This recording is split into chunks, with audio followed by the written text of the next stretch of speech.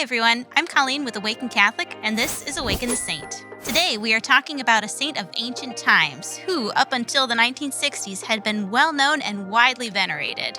Her name is Saint Ursula. No, I'm not talking about the sea witch from The Little Mermaid. Actually, Saint Ursula was a young Romano-British princess who lived during the 4th century. Most of what is known about her has been lost to the sands of time, but there are several legends that have survived about her brief yet important life. The oldest reference to her story actually comes from a stone inscription inside the Church of St. Ursula in Cologne, Germany. It states that the ancient basilica was restored on the very spot where several holy virgins had been martyred. Legend has it that Ursula was the daughter of a Christian king, Dionysius of Cornwall, who promised her in marriage to a pagan prince named Conan Meriadoc.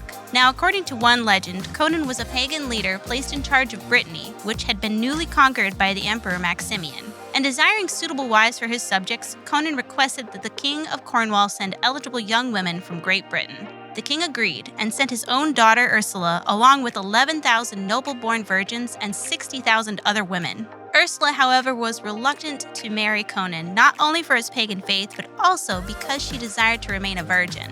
She requested a delay on the wedding, either to prepare herself for marriage or to escape the match altogether. It's not quite clear. But she was granted her request, and together with her entourage of virgins, she embarked on a long journey sailing for 3 years. Eventually, the time came for her fiancé to claim her, but instead a sudden storm swelled up from the sea and blew her ships off course. They landed miraculously at a port off the coast of Gaul. Finding themselves saved from the storm but terribly off course, Ursula decided that before her marriage she would take a pilgrimage across Europe. Making their way to Rome, she and her companions met the Pope, who was inspired by their piety and purity of faith. He, along with the Bishop of Ravenna, was persuaded to join them on their pilgrimage.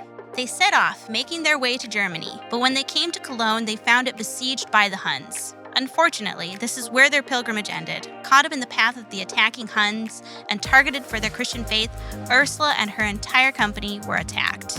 Her 11,000 companions were beheaded, and Ursula herself was fatally shot with an arrow. Today, the Church of St. Ursula, which stands in the place of their martyrdom in Cologne, houses the relics of Ursula and her maidens. The legend of this holy virgin spread throughout Europe, where the influence of her story can be seen in churches and shrines that have been dedicated to her. I think it's important to remember the faith we felt when we first found Christ, the young and vibrant zeal to glorify God in every way. Not all of us will die a martyr or make a vow of virginity, but the passion to live heroically for Christ should never diminish in our lives. May we all keep the flame of faith burning bright, no matter what life throws our way. Saint Ursula, pray for us. Awaken the Saint is made in partnership by Spoke Street Media and Awaken Catholic.